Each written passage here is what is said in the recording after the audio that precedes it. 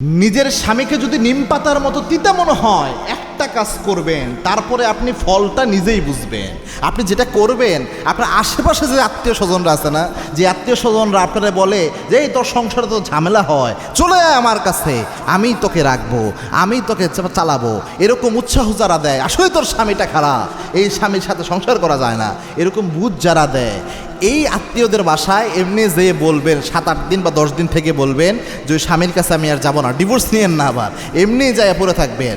দেখবেন প্রথম দিন আপনাকে যেভাবে রিসিভ করবে সুন্দর আচরণ, দ্বিতীয় দিন একটু পরিবর্তন, তৃতীয় দিন একটু পরিবর্তন, 7 দিন 10 দিন গেলে আপনি নিজেই বুঝতে পারবেন যে স্বামী ছাড়া আরেকটা বাসা আপনার জন্য কেমন।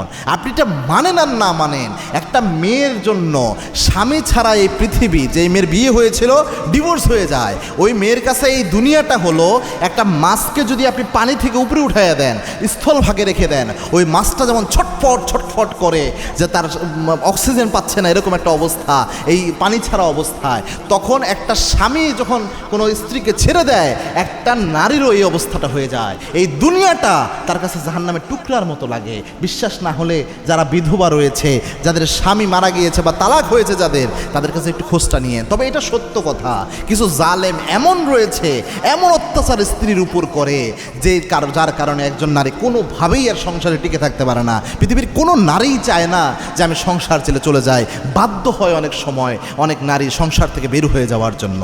তবে এই স্বামী যারা জালেম, তাদের ব্যাপারে একটা কিয়ামতে ফয়সালা হয়ে যাবে।